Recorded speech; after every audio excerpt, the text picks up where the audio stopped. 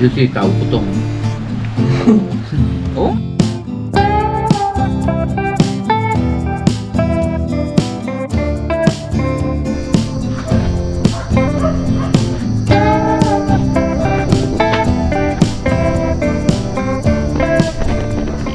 Magandang araw po sa ating lahat. Sa video ito tayo ngayon ay mangunguha ng langka. Tapos magluluto po tayo mamaya ng bulanglang na langka. Ito po yung ating pipitasin yan. Mga langka. Opo, sa iba ay kinamatisan. Kinamatisang langka. Tayo ay kukuha ng langka. Mamimitas. Hindi na yun ano.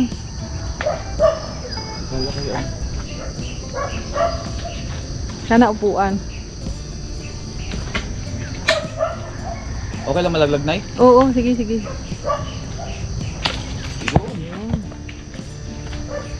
Ayos. Ito ang ating gugulayin. Isang piraso lang po kasi dito ay marami na. Yan. Yan. Isang piraso lang, sapat na. Ganda nito ng panahon. Sama natin ang sitaw. Sitaw po, ayan po. Ano yan? Paayap. Paayap. Mamitas tayo sa mga tanim ni inay.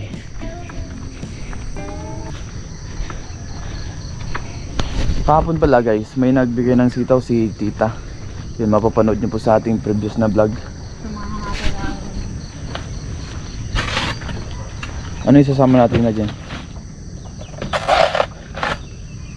Yan. Yung laman ng gabi.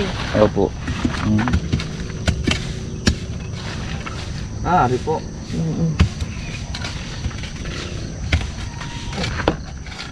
Ayan.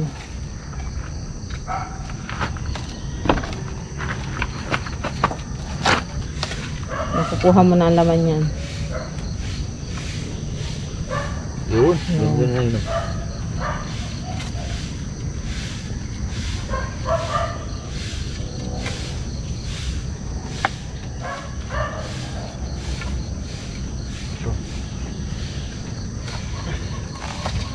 Yun. Ang giso. Ganito. Ang dami laman yan.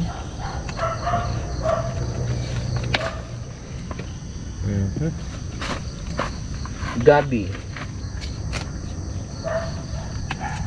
Pa. Yun ang dami laman. Halo natin sa sinabawan. Wala na dito yun ay. Wala na. Sige. Wala na po. Pero lahat yan palibot na yan. May laman yan. Paikot.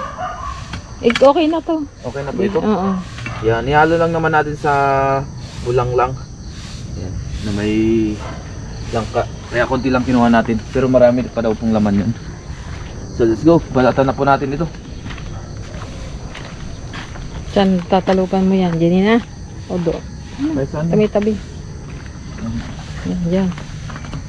Uy, ako na, Nay. Okay. Ngayon guys ay balatan natin tong langka. Yan. Tanggalin natin yung pinaka berde-berde niya.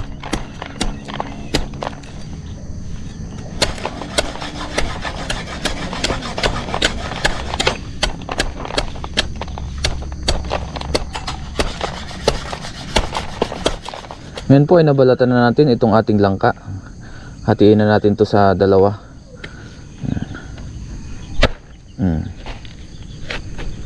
Yan. Ito po ay mura. Kaya masarap igulay ito. Hugasan na lang po natin. Ngayon po kasalukuyan na tayo naghihiwa. Tinanggal lang natin yung pinakagitna niya kasi ito po ay hindi pwede mapait. Yan. Ito. Tinanggal natin. Tsaka natin hiwa-hiwain po ito ng maliliit. Yan.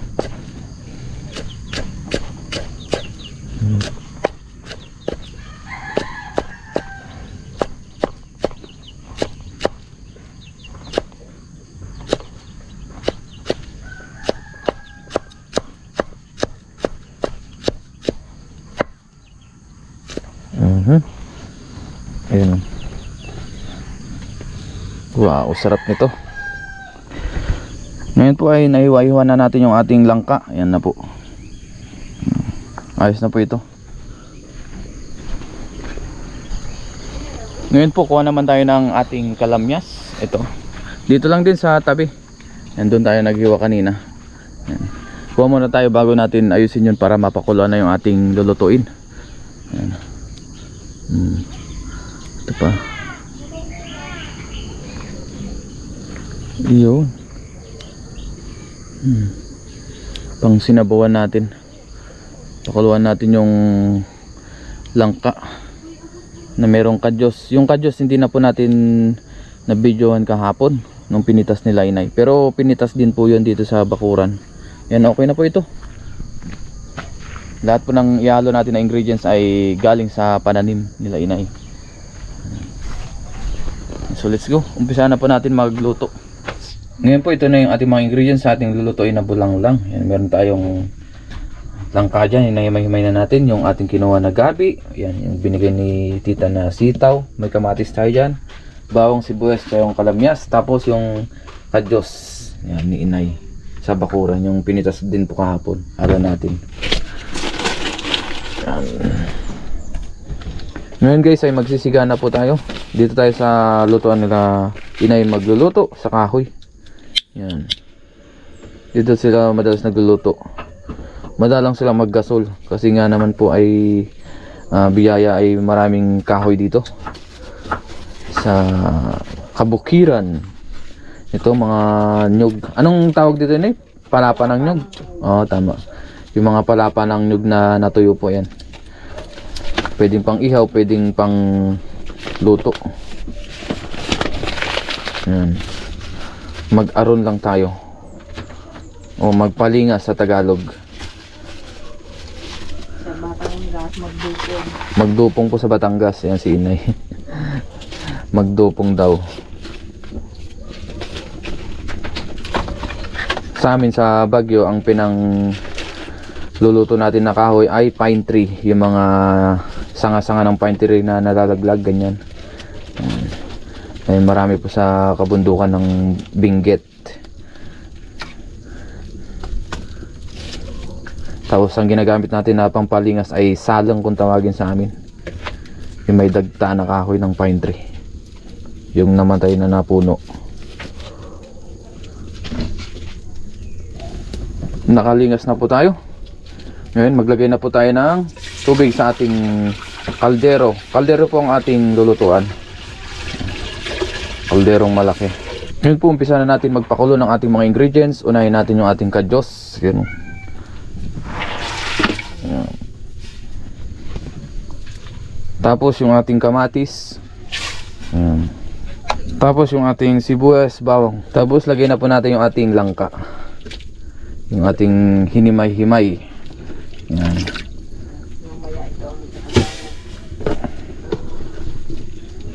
Ayan. Okay. Unti-unti lang natin ilagay sa kaldero.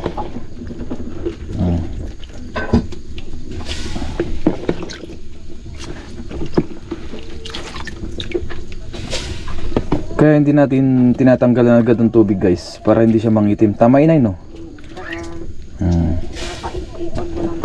Opo, yun. Pag hindi nakababad sa tubig, kaya ganyan, linalagay natin na may tubig pa.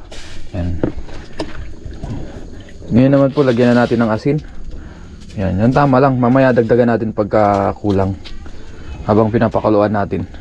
Palamputin muna natin bago natin ilagay yung ibang ingredients. Ganda ng ating lutuan. Kahoy. Meron pa dito. Dami pang kahoy. Yan. Ganyan po ang lutuan nila dito sa probinsya. Yan. Mas matipid pati sa gas. Tsaka mas masarap magluto. O masarap yung lutong kahoy. Ngayon po kuluan na yung ating pinapakuluan dito na sinabawang na gulay. Tapos lagyan na po natin yung ating yung gabi. Tapos yung ating sitaw. Yan. Isabay na rin po natin yung ating kalamyas tsaka yung sili para isahan na. Tapos maglagay tayo ng paminta. Yan. Sakto lang. Yan na po yung ating bulanglang. Yung tawagin dito sa Batangas o sinabawan. Yan. Konting kulo pa po ito.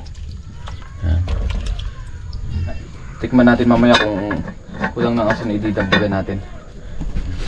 Sa mahinang apoy lang po. Ngayon po, luto na yung ating niluluto na bulanglang o sinabawang gulay. Sarap. Hanguin na po natin ito para makakain na tayo ng ating umagahan. Wow, sarap. Mag-aarbis si inay ng luya. Ah, ang lalaki ng luya niya, oh. Ang lalaki ng luya po ni inay. Yan, dami, oh. Mag-uwi tayo niyan. Mahal po ang luya sa palengke. Tapos may sili rin po dito. Ayan, ang dami niyang luya, oh. Puro luya po yan. Ayan, dito po sa bakuran nila inay. Mag-ano ka rin mga papaya. Ang gusto mo mag-vlog. Tapos dito yung mga papaya, mabababa siya, pero maraming laman, maraming bunga. Ayan po. Ang baba lang po nito. Bata pa. Magkakasunod. Yan. Tapos dito sa bakuran, dito po sila nanguha ng kadyos doon. Ito ay kasalukuyan pa rin nililinis ng aking bayaw yan. Nalinis na po yung iba. Yan, kamote. So sunod, mag-vlog pa rin tayo dito pagka kukuha tayo ulit ng pang-ulam. Sa ngayon, ang vlog muna natin ay yung ating pang-ulam ngayong araw na ito. Yan, ayan na po. Nakuha na yung luya.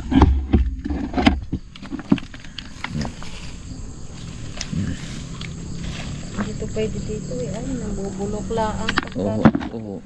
sa inita. Ayan. Tatanim uli pag tagtanim mo. Oo. Ganda. Ang tataba ng luya. Sambo. Ayan, shout out sa aking ate, si Ate Jean, oh. Daming pwedeng kuhanin dito sa bakuran ni inay.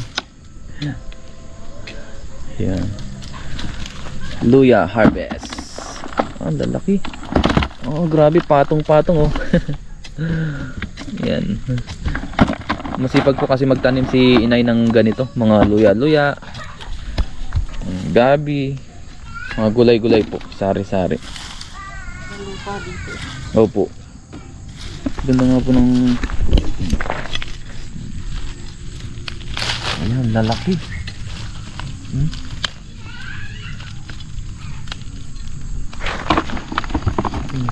Isang timba na to na yan. Pwede na pang benta. Ayan. Isang timba. Nag-200 nga ang kilo niya. Oo nga ho. Ba't di nyo itry ibenta inay? Pagka madami-dami na, gawa ng pagkagaya, lugi ka lang sa pamasahe. Opo. Pagka marami-rami na, hindi makaka-laki.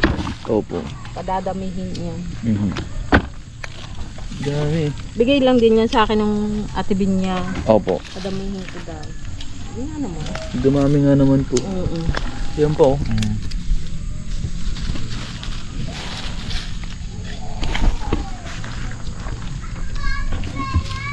Mga tirang maliliit siguro naman sisibol pa yan. Oho. Kaya. Ay, Iyo.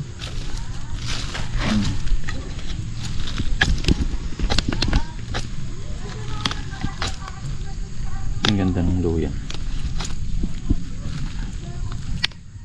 Taba. Ano yun, Nay? Lahat na po yan harvestin nyo? Ganang ito pagka dito sa initan tapos maawa basa ng mababasa. Opo. Masisira lang. Nalulusaw. Opo. Eh pagka yan ilalagay mo sa kanlong, hindi pwede ka pang magtanim pag tagtanim mo. Opo. Mga Mayo, Opo. mag-uumpisa nang magtanim. Pag Grabe, ang dami. pumatak ang ulan ng harvest luya. Isang timba na po ito. Ayun, oh. Wow, mabigat na. may ilang kilo kaya. Ito ay siguro 6 na kilo na, 7. Oh, eh di ano pa. Siguro ma-harvest nyo ngayon na 10 kilo. Oh. Meron. Ang dami.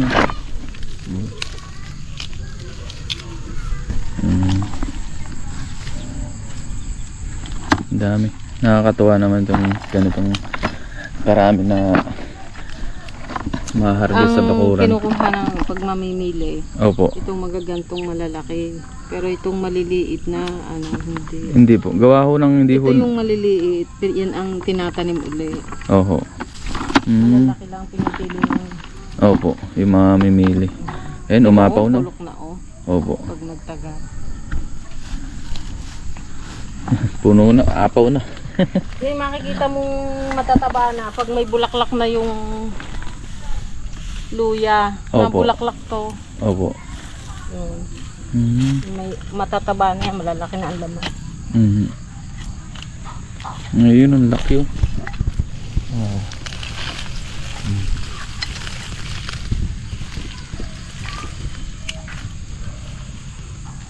Luya. Sa bagay nga po para kumita ng malaki-laki. Oo. Yan, ang dami na.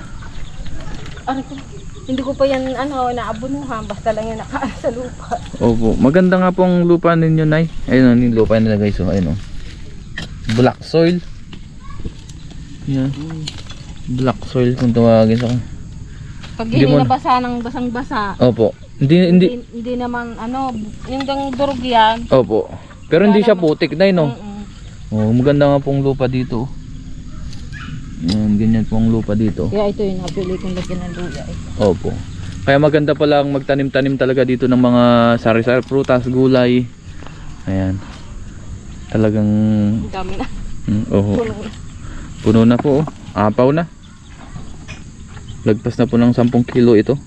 Bibigyan natin si paring Brian mo, tsaka yung paring Jojo. Opo. Kasi na Cecil, mag-uuwi sa San Juan. Opo, sige po. Ayan, bigyan natin yung mga sinabi ni Inay. Dahil nga po ito hindi pang benta kundi pang bigay din sa mga kamag-anak, kumpare, kumare. Ayan.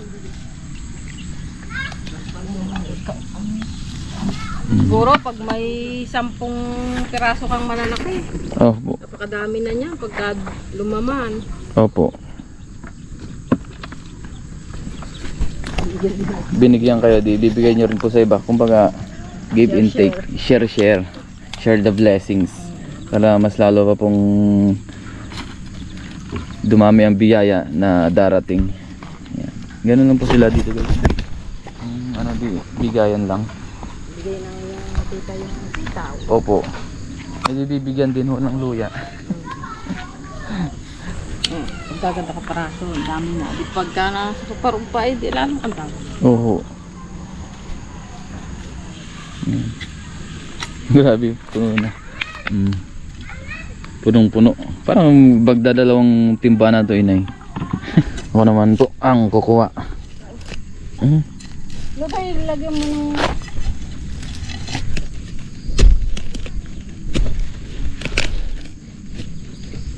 Yun ang tataba, oh.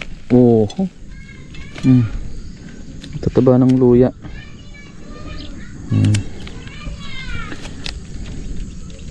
Ayos. Sarap nga naman mag-harvest ng ganito guys, oh. Ito pa. Harvestin na po ito lahat, ay? Ano na nga. Opo, harvestin daw natin lahat ito. Yan, mamaya pakita na lang natin kung gaano karami yung ating na-harvest na luya. Yan. Ipalobat na rin pala tayo. Yan, ayos na. Yan pa guys, oh, kukunin natin. Dito uli ako magtatanda. Oho.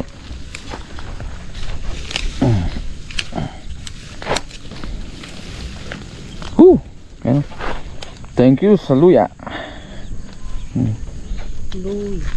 Luya. Ngayon guys ay ito na po yung ating mga na-harvest. Ayan. Umapaw na, hindi na po nagkasya sa ating timba. Ito pa, oh. Ito pa po. Ang dami. Siguro nasa kulang-kulang 20 kilos din yung luya ni Inay. Siguro 15 kilos, hindi po namin matansya eh. Pero lagpas po siya ng 10 kilo. 15 to 20 kilos po na luya. Ayan, ang na-harvest ngayong araw na ito.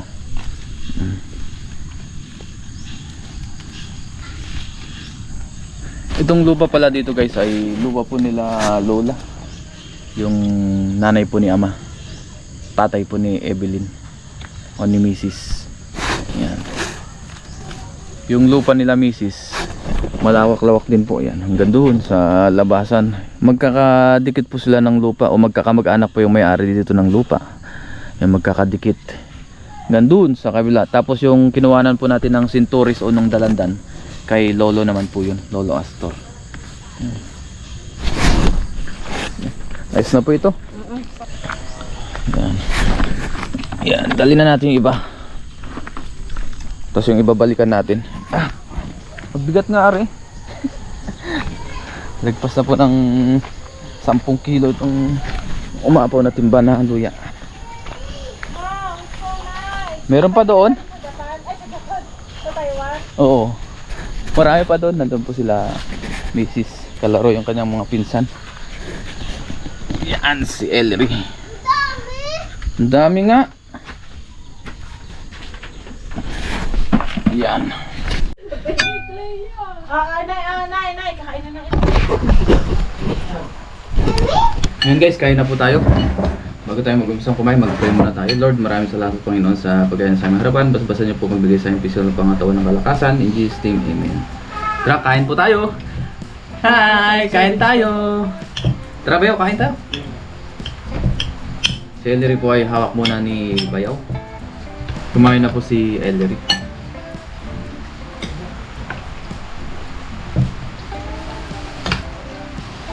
Kutsara, pero ako mas gusto kong nagkamay. Kasi tayo ay nagugas naman ng kamay. Ayan po. Sarap.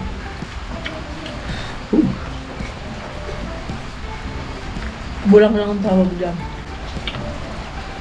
Wow, the best ang ganitong ulam. Yung kakapitas lang. Kanina maaga tayo nagising. Namitas tayo. Tapos yun, hiwa-hiwa hanggang sa pagluto.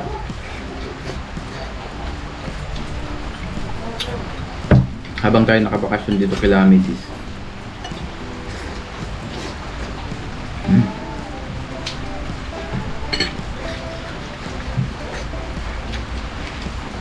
Sa mga susunod na vlog, i-vlog din natin yung iba pang tanim ni Inay. Dami niya pong tanim, mga ube, ganyan. Sari-sari. Kamote.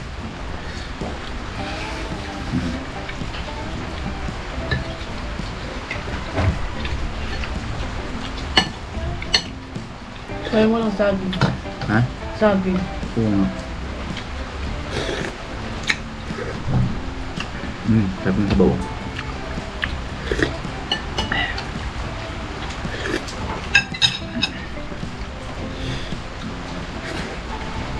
Grabe, lumakas ang ulan.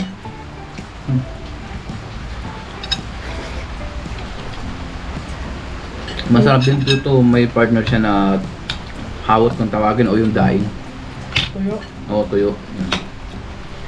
Pero wala po tayong nabili. Dahil medyo malayo dito ang bilihan, kaya hindi na tayo bumili. At saka naulan pa.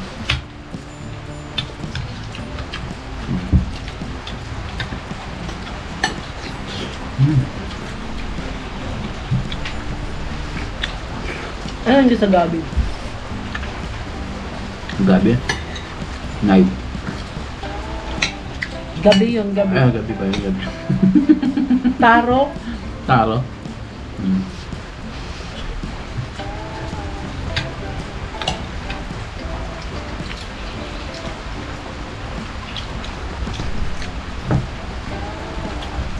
Hardis. Yung padyos po dito, ang tawag naman sa amin ay Cardis sa Ilocano.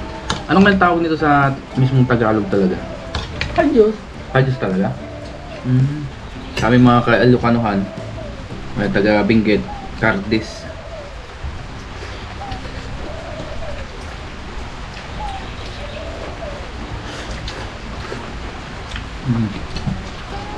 Yung sitaw, utong. Oo nga! Sa Ilocano, utong ang tawag yan. Alam yan ng mga viewers natin na Ilocano.